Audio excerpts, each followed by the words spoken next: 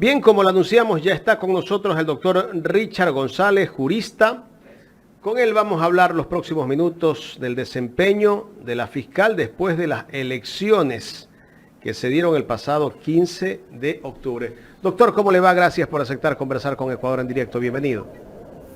Muy buenos días, Jaime, Gustavo. Muchas gracias más bien por la oportunidad y quisiera saludar a todos y primero felicitar por toda la labor que vienen realizando en el ámbito periodístico. También les invito a que por favor les den el like y den todos los aportes necesarios. Tenemos que colaborar con la prensa y con los medios que no tienen apoyo gubernamental y no tienen tampoco apoyo de la gran empresa privada. Gracias, doctor. Doctor, bueno, hemos visto que ayer Fiscalía llamó o pidió hora, día y hora para formular cargos contra los que están involucrados en el caso del encuentro. Entre ellos está el cuñado del presidente de la República, está Hernán Luque Lecaro. Hernán Luque ya no está en nuestro país. No sé si Danilo Carrera esté en el país porque él entra y sale como que no pasa nada y los otros no sabemos, ¿no? ¿Qué criterio merece o qué lectura darle a lo que está haciendo la fiscal en este momento? Bueno, es interesante que esta formulación de cargos se produzca luego de las elecciones. Y eso nos da varias lecturas. Primero, ¿por qué lo hace la Fiscalía en este momento? ¿Por qué no lo hizo antes? Es una gran pregunta que no responde en sus comunicados la Fiscalía, ni lo hará públicamente. Dos, ¿por qué lo hace de esa manera y lo que permite que todos salgan? Seguramente dirá, voy a pedir prisión preventiva, incluso hasta pedirá prisión preventiva en la audiencia de formulación de cargos, pero cuando ya no está. Lo mismo que sucedió, recordemos, con el exministro de Salud, Ceballos, que se fue a Miami, luego en teoría ya está incluso aquí de decano y la investigación nunca avanzó. Entonces yo creo que la Fiscalía lo que está vendiéndole al Ecuador es una especie de propaganda judicial. ¿Para qué sirve esta propaganda? ¿Qué producto se quiere vender? Se quiere vender una fiscal que sí está impulsando los procesos judiciales, sí está yendo contra los casos sonados, digámoslo así, en este caso del gobierno del encuentro. Pero ¿para qué quiere vender eso? Esa es la gran pregunta.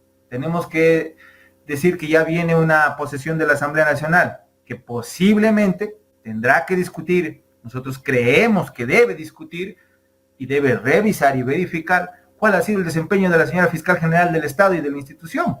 Entonces, tal vez la señora Fiscal está queriendo mostrarle a la ciudadanía o ganar, ¿cómo se llama? Estos blindajes mediáticos, ¿sí? Para poder llegar a tiempo con una mejor imagen si es que se llega a proponer un juicio político. Repito, yo creo que si debe darse este juicio político, debemos revisar toda la gestión de la Fiscalía. Para unos casos es rápida, para otros casos es lenta, en la propia justicia. Recordemos nada más que en la Corte Provincial de Justicia de Pichincha en el mes de mayo se encontró cerca de $30,000 en los cajones de dos jueces, digamos. Como que si fuera tienda de barrio para dar vuelto. Ahí estaban $29,000, señaló la propia Fiscalía. ¿Qué ha pasado con eso? Esos jueces, por ejemplo, no se sabe por qué se los acusa, no se los acusa, siguen administrando justicia y así. Y la Fiscalía no ha dicho en un comunicado nada. Entonces yo creo que, yendo ya a lo puntual, creo que de ahí hay que partir ahora sí a lo estructural.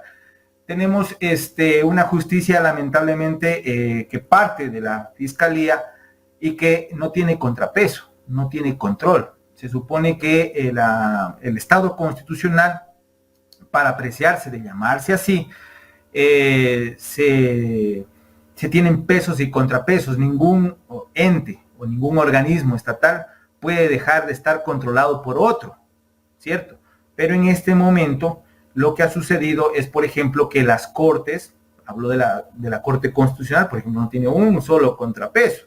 No hay nadie quien le controle, no hay nadie quien le tome cuentas, hace lo que le da la gana. Si es que, por ejemplo, la ley de transformación digital dice que deben transmitirse las sesiones que ellos tienen, dice la Corte, no quiero hacerlo y punto. ¿Y quién le controla? Nadie. Entonces, ¿Eso es un Estado constitucional? Obviamente no. Más cuando en este momento todos conocemos que no ha habido Asamblea Nacional, ni siquiera hay la posibilidad de que un asambleísta pueda requerirles información. Ya sé que el requerimiento de información para la Corte Constitucional, por ejemplo, no sirve de nada, porque si quieren le entregan, si no, no le entregan, por ejemplo. ¿Y qué pasa si no entregan? No pasa nada, ¿ya? ¿Y ustedes creen que algún juez de primera instancia, de segunda instancia, podrá algún juez de la Corte Constitucional o a los jueces de la Corte Constitucional decirles algo, obligarles algo cuando acabamos de ver lo que sucedió recientemente con el Consejo de Participación Ciudadana y con amenazas que ponen en sus autos hacia la ciudadanía?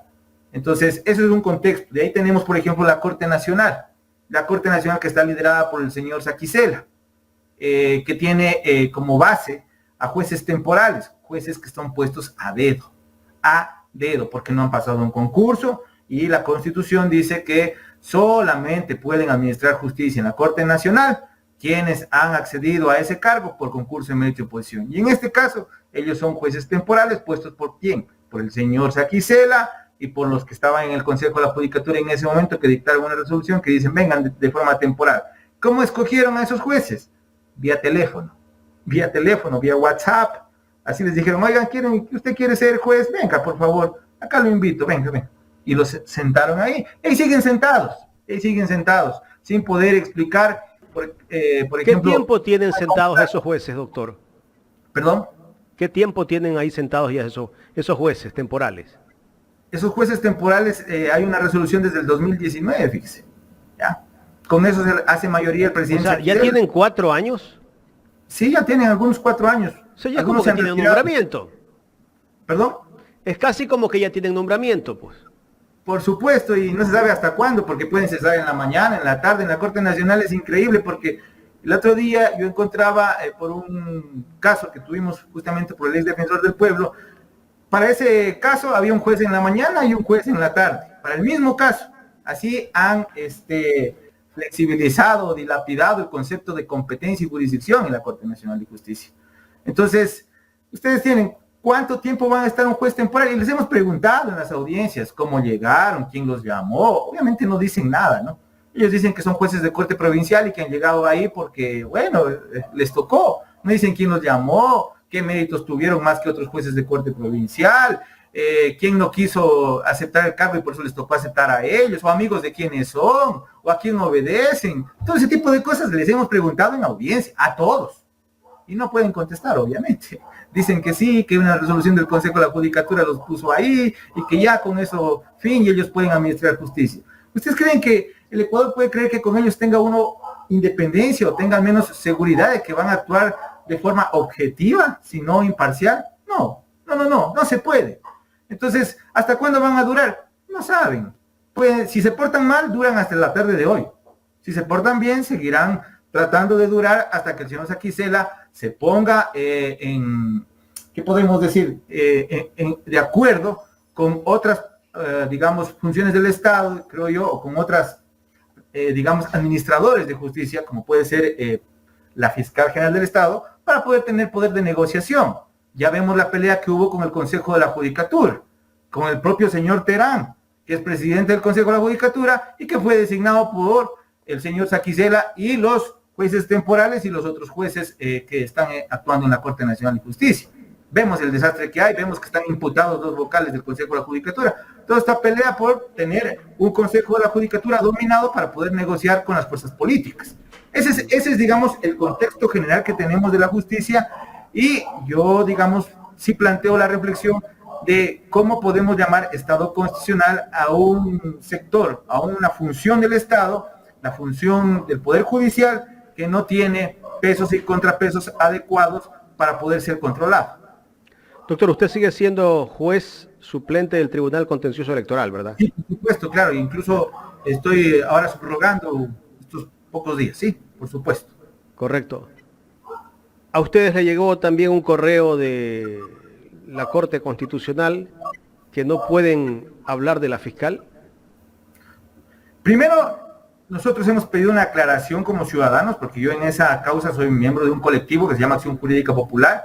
Yo participé en esa acción, efectivamente, pero imagínense que no nos llegó el correo a todos. los correos que designamos para notificación no llegó a todos, solo le llegó a la compañera Priscila Esquetín, ¿sí? Pero bueno, se hizo público todo lo que sucedió y efectivamente Pero llegó es una amenaza general, ¿verdad? ¿Perdón? Es como una especie de amenaza general.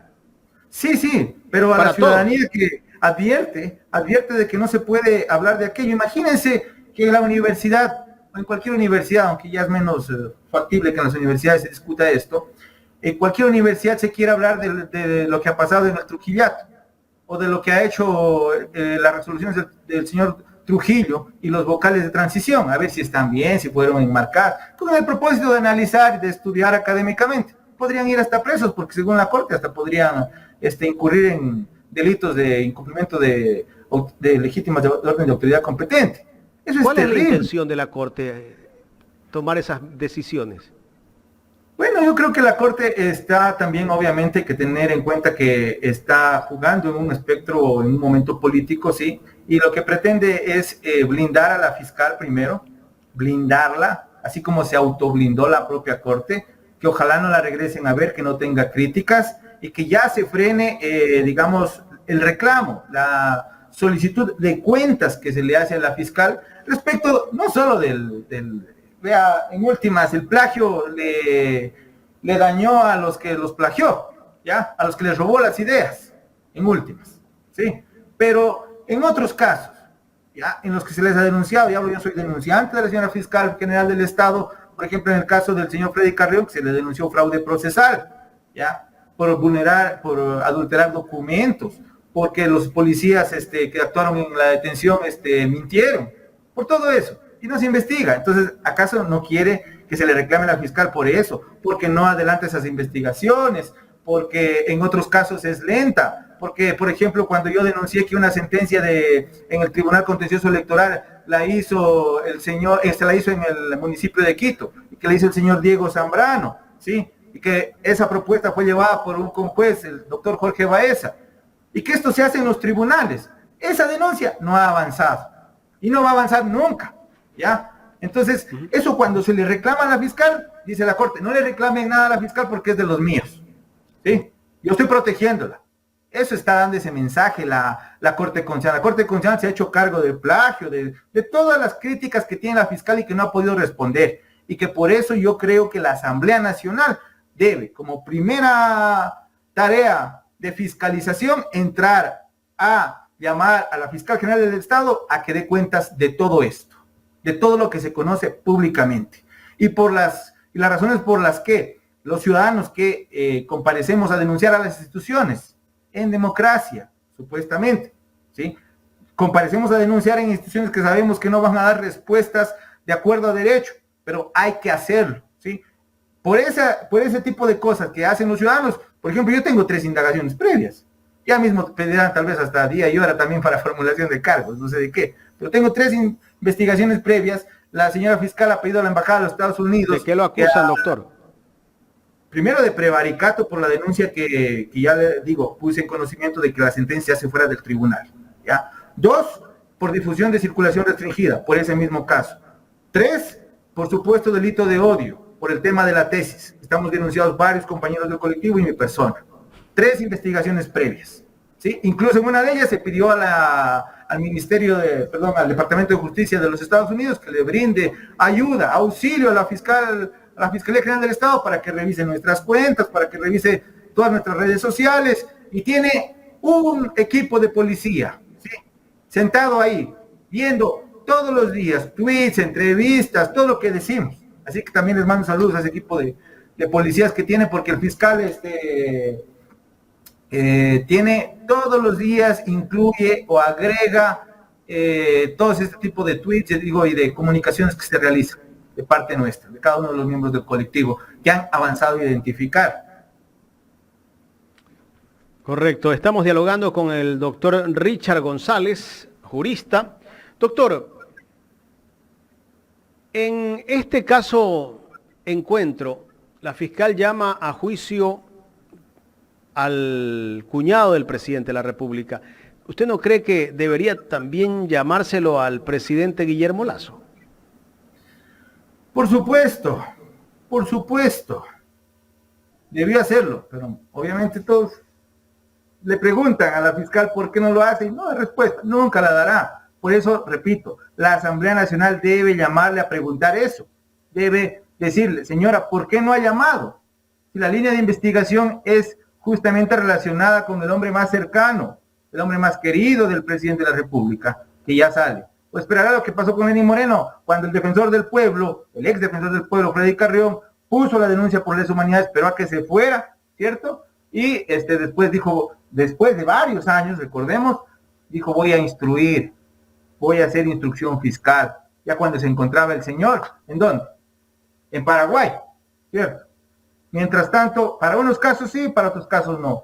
Y eso, obviamente, lo que hace es debilitar la institucionalidad y, repito, no tenemos un Estado constitucional, no hay pesos y contrapesos. Entonces, ¿qué hace eso?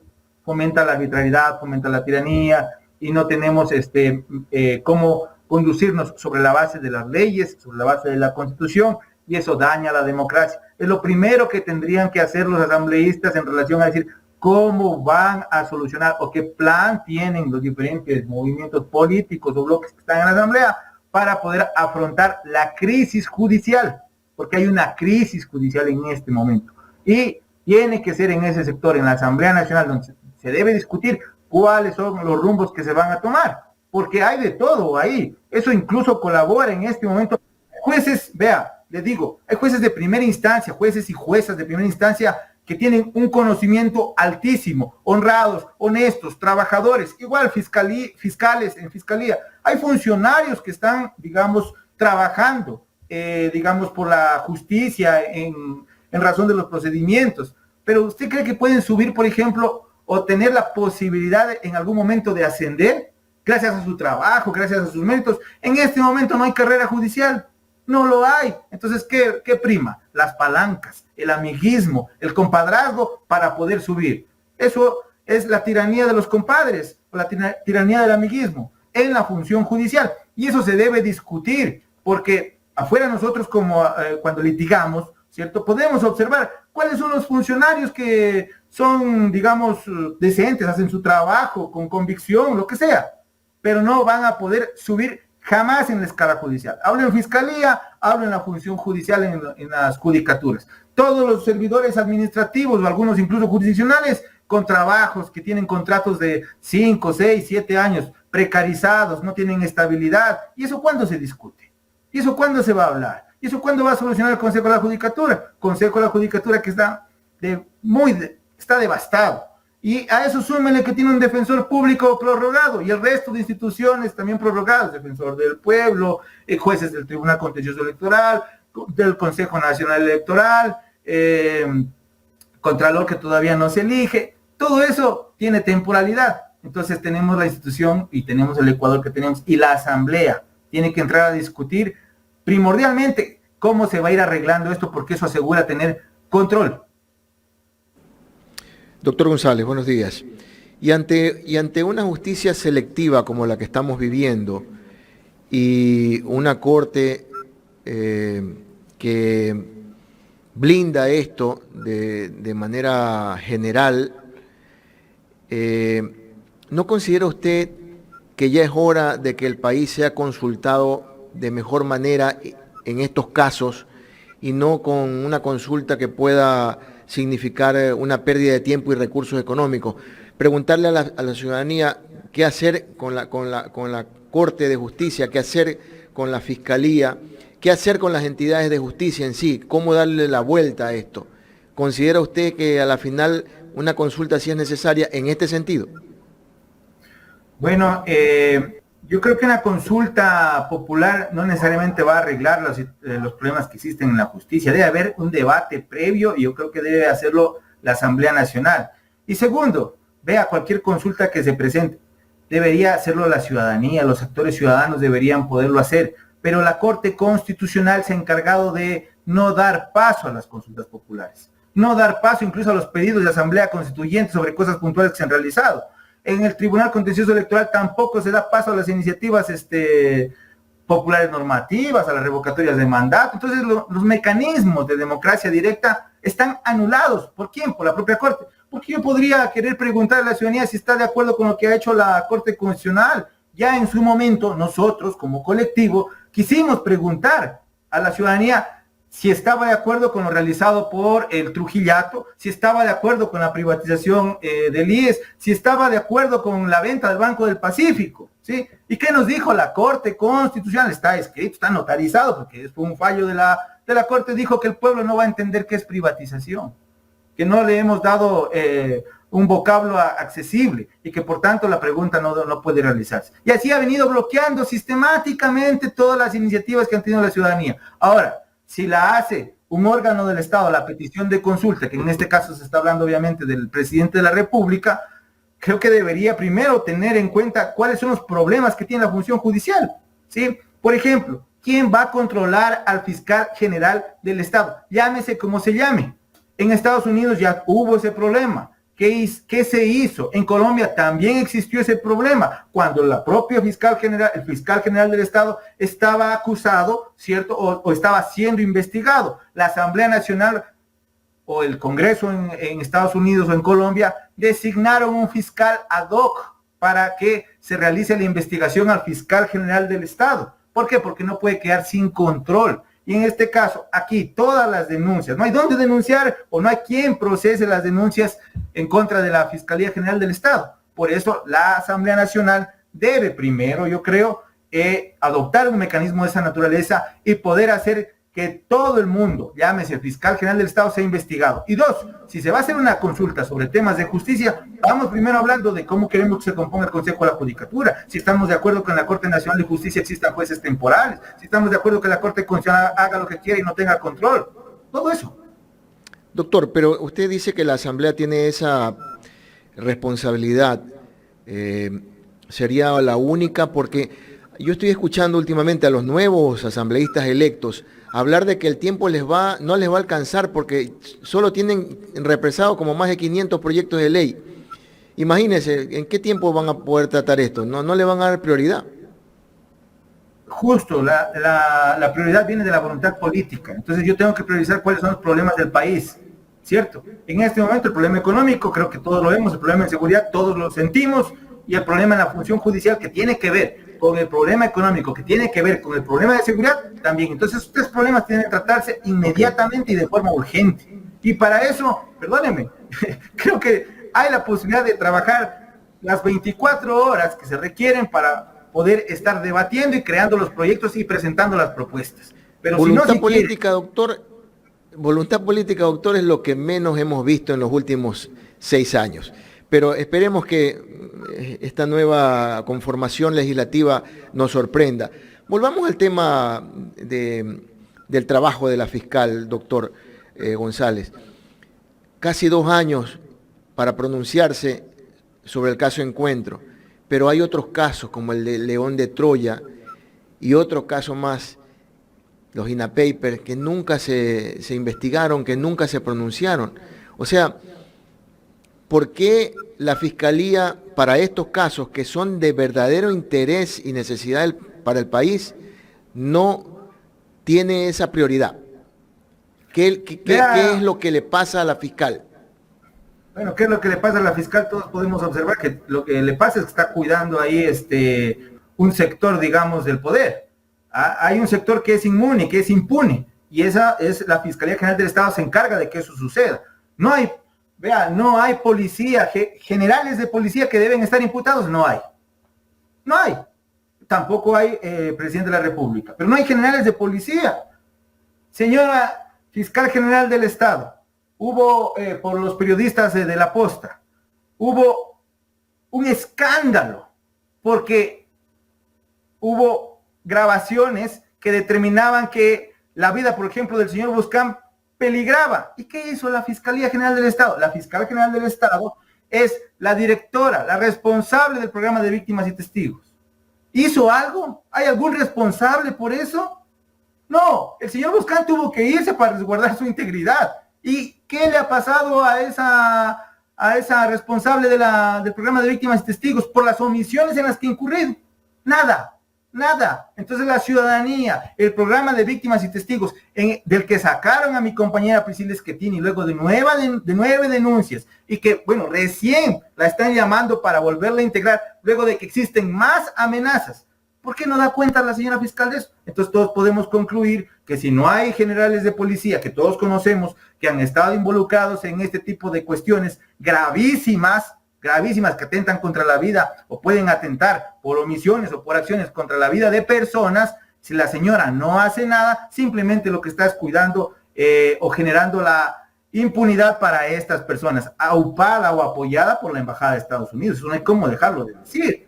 La Embajada de Estados Unidos está propiciando, está aupando, está cohonestando este accionar, ¿sí? Que termina siendo delictivo, porque el poner en riesgo la vida de las personas, ¿sí? El tapar, el crear impunidad es delictivo, atenta contra la República, está atentando contra los cimientos, ¿sí? Del Estado constitucional y de la función judicial. ¿Qué podemos hacer? Alguien tiene patente para hacer o para cometer delitos, y de eso se encarga la fiscal general del Estado, de que no pase nada.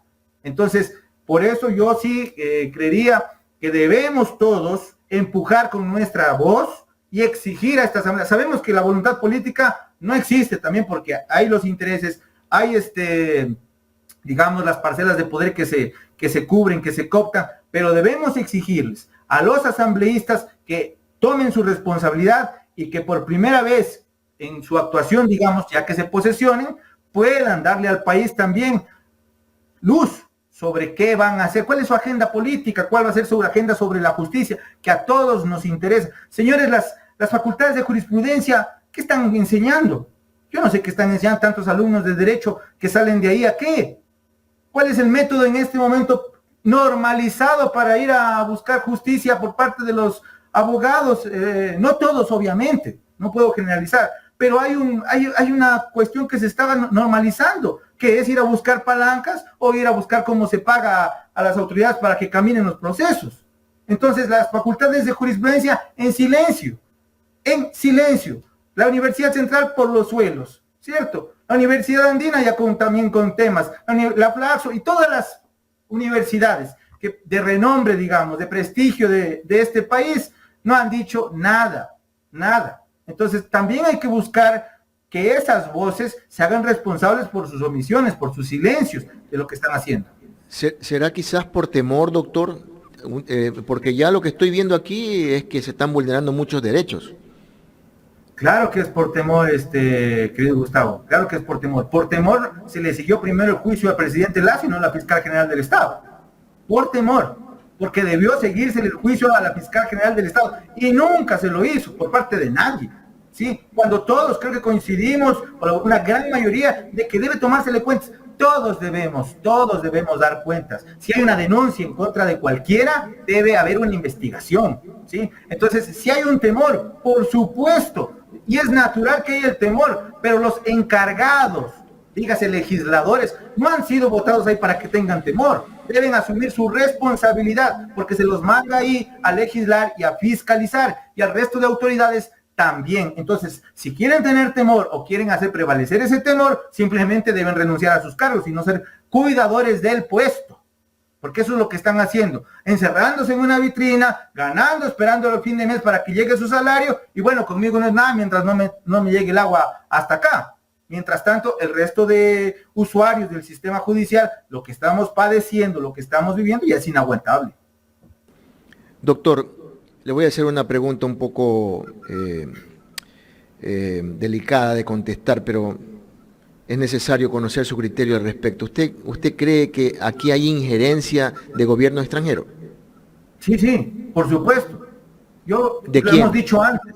Sí, por la Embajada de Estados Unidos. El embajador de Estados Unidos se ha mostrado públicamente. No hay que ser, digamos, erudito para poder verificar los mensajes que está mandando la embajada para proteger a la fiscal general del Estado, para hablar, para intervenir, para interferir en las voluntades políticas de asambleístas, incluso para que no sigan adelante con la fiscalización a la fiscal general del Estado, con el cuento de que hasta pueden perder las visas.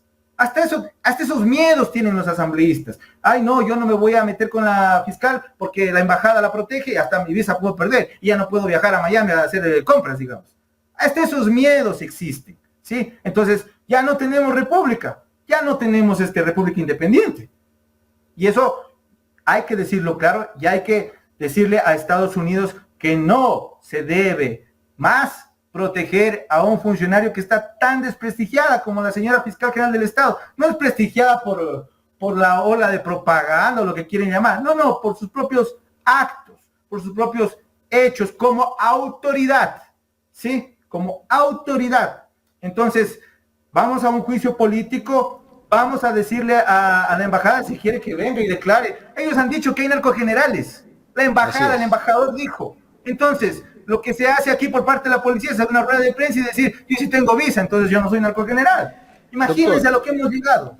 Pero solo están protegiendo a la fiscal, porque mire usted, asesinan a un candidato a la presidencia de la República, involucran a un cercano, pero un íntimo del actual presidente de la República, los vinculan con el narcotráfico, o sea, aquí hay algo más que se está tapando.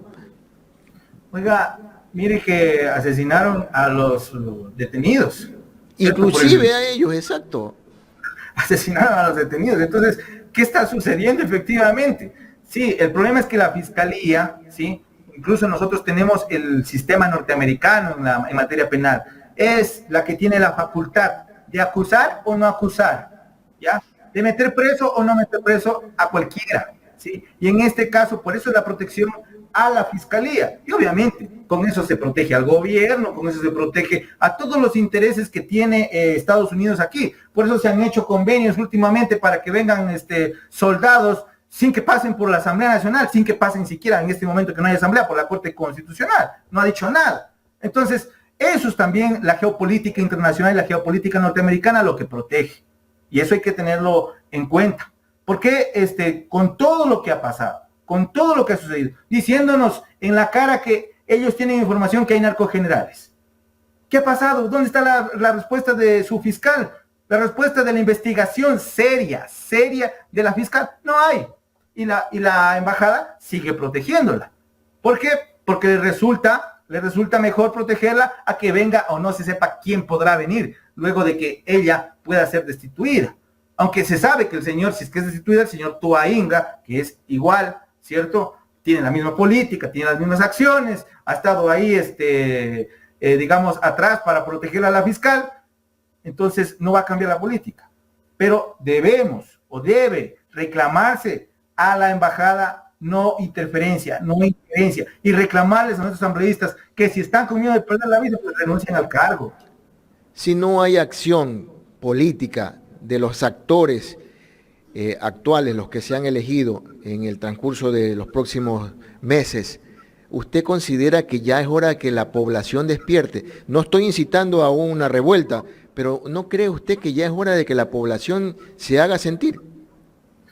Bueno, yo creo que la ciudadanía, la población, lo que debemos es, por los mecanismos que aún tenemos, ¿sí? La Constitución nos ha dado mecanismos democráticos, irlos impulsando. Yo sé que las cortes, uno va a las cortes pero, y dice, doctor, no, perdón que lo interrumpa, pero usted mismo acaba de decir hace un momento que imposible hacer una revocatoria del mandato porque la Corte Constitucional no lo permite, entonces las herramientas no nos dejan pues avanzar. Yo estoy de acuerdo en eso, pero no porque no nos dejan avanzar debemos dejar de impulsarlas. Vea, hay algo que está sucediendo y yo creo que eso es importante porque le permite a la gente y a la ciudadanía ir evaluando cómo funcionan sus instituciones. Corte de lujo le llamaban a esa Corte Constitucional. Luego de que ha pasado y que se han implementado las acciones y que hemos recibido las negativas, la negativa, por ejemplo, cuando hubo la pandemia, para que no se pague deuda externa y que se utilice esa plata para los hospitales y para la pandemia, fue de la Corte Constitucional. Resolvió que se pague al Fondo Monetario Internacional. Y así con todos los derechos económicos, sociales y culturales. Respecto de los médicos, por ejemplo, que estuvieron en primera línea en la pandemia, y que se les dijo mediante ley que se les iba a garantizar su estabilidad, la Corte fue la encargada de decir, no se merecen eso ellos. Entonces, si nosotros no vamos a desnudar lo que en realidad, ¿sí?, tienen como vestido una supuesta autoridad académica, moral, ¿cierto? Y develar quiénes son, no podemos seguir avanzando en el debate. Nuestra primera herramienta, ¿sí?, en democracia, y la que hay que utilizar, es el debate. Y hay que seguirlo impulsando. Yo creo que eso es lo primero para poder seguir avanzando. ¿En qué? En la razón. Y repito, sin perjuicio de que incluso nosotros, a sabiendas de que vamos a tribunales parcializados, de que vamos a tribunales donde vamos a perder, pero necesitamos poder develar las razones que tenemos. ¿Acaso luego de que las audiencias que se dan, la gente no dice, vea, creo que las razones de acá son las que están mejor sustentadas que las de allá, y ellos van perdiendo fuerza? Entonces, no creo que debamos dejar de concurrir y enfrentarlos, eso sí. Hay que enfrentarlos a los jueces, porque por más jueces que sean, nosotros como ciudadanos tenemos el deber y el derecho de exigirles que cumplan con la Constitución y la ley, e irlos desenmascarando. Entonces, si bien es cierto, los jueces y toda la institucionalidad está bloqueando nuestros derechos ciudadanos, no es también menos cierto que nosotros tenemos el deber de no rendirnos, ¿sí? Y de seguir ahí, evidentemente, hasta exigir que se cumplan las normas y derechos de nosotros. No podemos dejar de sustentarlos. Como está ocurriendo ahora, precisamente, que no tiene que ver básicamente con lo que estamos tratando, doctor, pero doctor González y Jaime, lo que está pasando es esa fuerza de reclamo que tiene la ciudadanía en vista de que las instituciones públicas y las autoridades no les hacen caso. Me refiero, por ejemplo, al sector de los camioneros que están ahora... Transporte pesado. El transporte pesado, que están ahora exigiendo lo básico, o sea, proteger la vida, ¿no?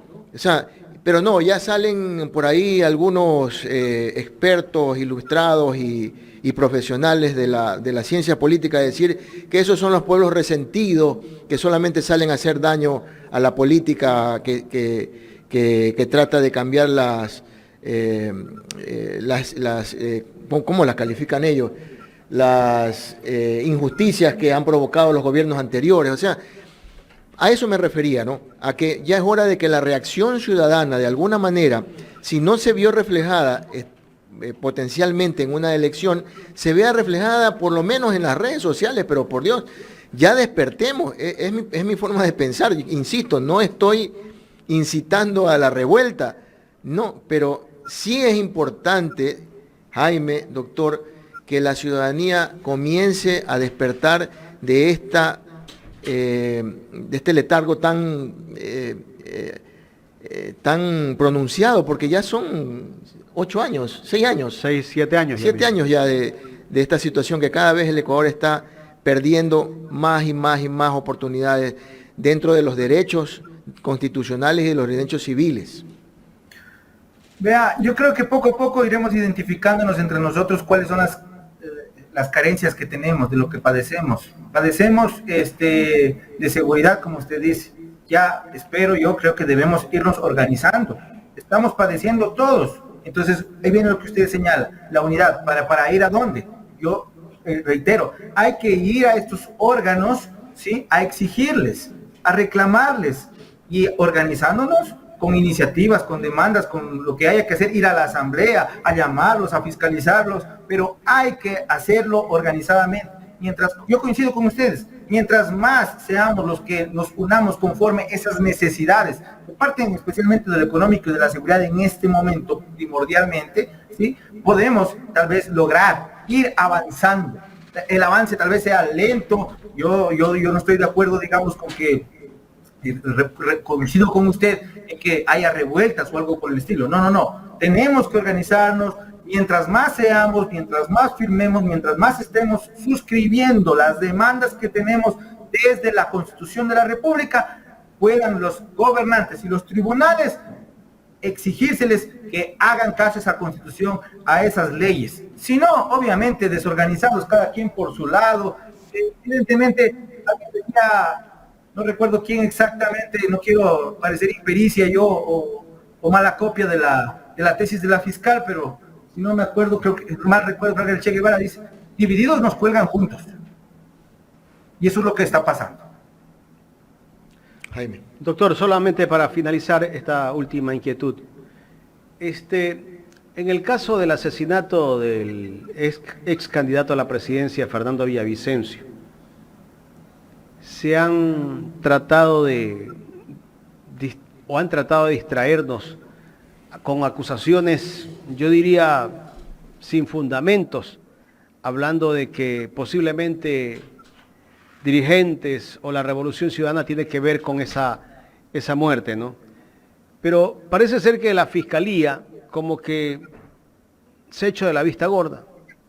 Hay un audio filtrado que lo publicó La Posta hace algún tiempo atrás, donde habla Rubén Cherres con un tal Tony. Y en ese audio hablan del Gran Padrino, cómo resuelve las cosas. Y Cherres dice, yo no quiero ensuciarme las manos de sangre. Ahí mencionan a 3 personas. Entre ellos está Villavicencio, está el nombre también de Boscán y el nombre del general que hizo la investigación del caso León de Troya. ¿Por qué la fiscal o fiscalía no ha tomado muy en serio esa investigación y no hay resultados? Bueno, porque hay la impunidad. Esa es la política de la fiscalía, la impunidad para los amigos, para los allegados o para los que está protegiendo el gobierno. La fiscalía es brazo ejecutor del gobierno, brazo judicial del gobierno. Entonces, justo a eso me refería. Eso es gravísimo. Sus omisiones han puesto en peligro la vida. Ya vimos lo que pasó con el señor Villavicencio. Algo terrible. Algo que ha conmocionado, impactado a toda la República, que maten de esa forma a un candidato presidencial, un magnicidio de esa naturaleza. Y como que no ha pasado nada. La embajada de Estados Unidos ha tenido que salir a decir que da $5 millones para quien entregue información. Por ahí luego sale un testigo que dice, ya tengo yo la información. Luego la embajada dice, no, ese testigo no es real, o no lo damos por válido, o no le vamos a entregar a él los 5 millones porque seguimos esperando que alguien venga y en efecto entregue información seria, ¿no? A ese nivel hemos llegado. Y todos estamos yéndole a pedir tal vez a la embajada de Estados Unidos que nos ayude a solucionar.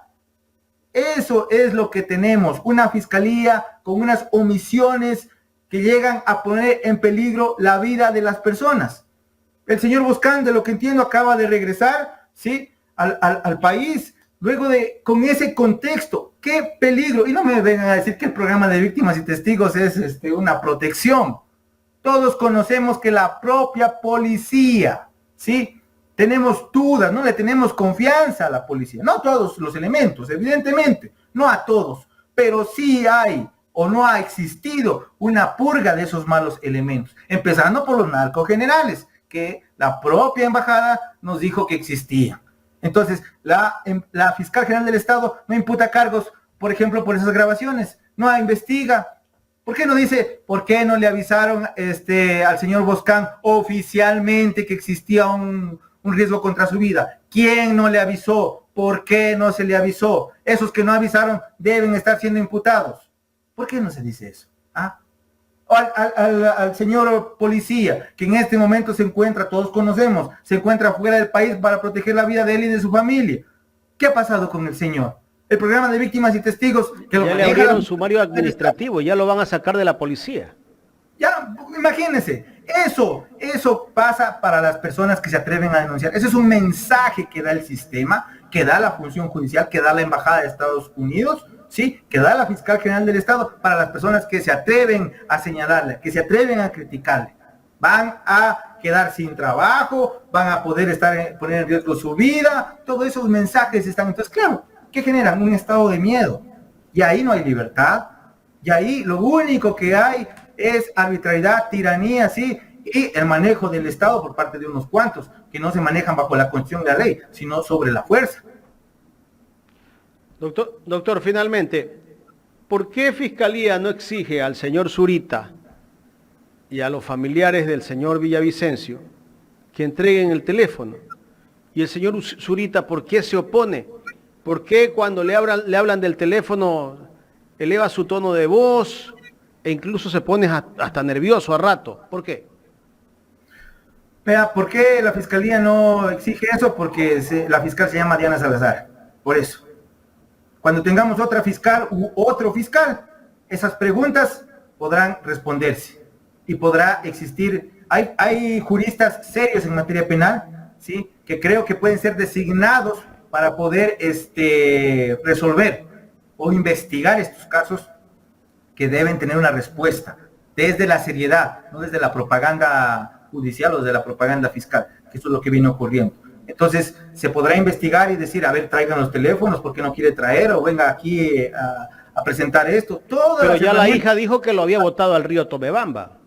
Todo eso. Luego apareció como que no, que si lo tienen. ¿En qué delito incurren al no entregar ese dispositivo? Bueno, primero en un desacato a la orden de autoridad competente, ¿sí? O en obstrucción a la justicia, o están queriendo hacer un fraude procesal, o quieren que no se sepa lo que pasó. Todo eso, si es fácil, vea, poder... Pero es que el señor Zurita ha dicho que, o sea, no toman en serio este caso, ¿no? No importa quién lo mató, para ellos es la revolución ciudadana. Vea, sea quien sea que estén tratando de endilgarle, eso no es justo, primero para los familiares, ¿sí? Segundo, para la República, era un candidato presidencial. Tenía que tener toda la protección del Estado ecuatoriano y el Estado ha fallado. Y luego cuando el Estado no ofrece investigación, ofrece verdad de lo que ha pasado, otra vez falla. Y podemos continuar con esos funcionarios que nos están causando responsabilidades incluso de orden internacional. Esa es la gran pregunta. Y luego esas actuaciones que se normalizan ponen en riesgo la vida de nosotros. Mañana le dan hay varios asesinatos que se han producido recientemente y no pasa nada. Nada. Entonces, todos, ahí yo coincido, todos debemos reclamar que ya no haya ese tipo de fiscalía, ese tipo de judicatura. Debe cambiar, porque todos estamos en peligro. Mañana vienen a la salida del trabajo y nos meten un tiro, como ya ha sucedido con algunas personas, y no pasa nada. Entonces, no podemos caminar y seguir exponiendo a nuestras vidas, a nuestras familias, a eso. Y hay algunos sectores más desprotegidos que otros. En la costa es terrible lo que se escucha a diario, ¿sí? Y en algunos sectores de la costa más que en la sierra incluso, ¿sí? Eso no puede continuar y por eso creo que, repito, no hay más por ahora, no hay más que esperar que la Asamblea y los legisladores, yo no sé por qué ningún bloque en el momento nos ha dicho cuál es su plan de trabajo, qué van a hacer, ya están designados. ¿Y dónde están diciendo el plan de trabajo legislativo va a ser fiscalizar esto, fiscalizar lo otro, llamar a juicio político a fulano que responda a esto, o implementar esta ley? No hay nada, ninguno. Entonces hemos perdido, doctor, el derecho a la sorpresa. Pues si matan al implicado número 1 de una vinculación con el narcotráfico albanés, donde está involucrado el presidente de la República, según las denuncias, el más cercano de sus familiares, y no hay hasta ahora una investigación o una respuesta sobre ese crimen. ¿Qué nos puede sorprender que maten a un candidato a la presidencia? Hemos perdido ya ese poder de sorprendernos porque nos estamos acostumbrando a que todos nos pasen por las narices y no reaccionamos, seguimos es como que nos hayan anestesiado. La propaganda justamente puede tener ese poder de ir engañando a las personas, y yo creo que justo el trabajo diario de poder ir develando, de poder ir desvistiendo al poder, ¿sí? Eso es lo que lentamente, pero no nos toca más que ir exigiendo, ¿sí?, que suceda. Y ojalá podamos todos, ya una gran mayoría, poder reclamarles a quienes nos corresponde ahora reclamar. Ustedes ya notarán qué pasó por no tener asamblea. A Villavicencio lo mataron cuando no había asamblea, ¿cierto? Y todo lo que ha pasado también es cuando no hay asamblea. Por lo menos cuando estaba la asamblea, el señor Lazo estaba dando cuentas, estaba respondiendo, y todas las autoridades se preocupan de poder responder, pero sin poder legislativo. Miren lo que hemos tenido. Entonces no podemos volver a eso y debemos exigir desde el primer minuto, incluso antes de que se sienten, y repito, desde este momento, a los asambleístas, antes de que comiencen las negociaciones naturales que tendrán ahí que capacitarse para elegir autoridades, ¿sí? ¿Qué van a hacer? ¿Cuál va a ser su plan legislativo y de fiscalización? ¿Qué van a hacer? Eso nos deben responder, porque si no, tampoco vamos a entrar en la misma dinámica de que va a pasar año y medio y ellos no van a hacer su trabajo. ¿Y qué tenemos? La misma fiscal, la misma justicia, las mismas condiciones, más muertos, más desencuentro económico. Veremos si toleramos eso los ciudadanos o no. Yo creería, Jaime, que hasta sonaría como una mala palabra hablar de juicio político en este año y medio de gobierno. Van a decir que eso es una obstrucción para la gobernabilidad. Saldrán los defensores, pues no. ¿Qué así? No, eso, Saldrán los ya, defensores. pero eso es normal que hayan esos defensores y hasta el día de hoy esos defensores siguen ahí. Pero si ustedes se han dado cuenta, esos defensores cada día son menos, ¿sí? Ya los que la defendían a rajatabla, por ejemplo, a esa justicia de la que estamos hablando, ya son menos, y el prestigio de los que supuestamente dicen yo sé más, soy académico, soy moralmente superior a todos ustedes porque yo tengo abolengo, o soy el intelectual reconocido del país, ya se les ha caído.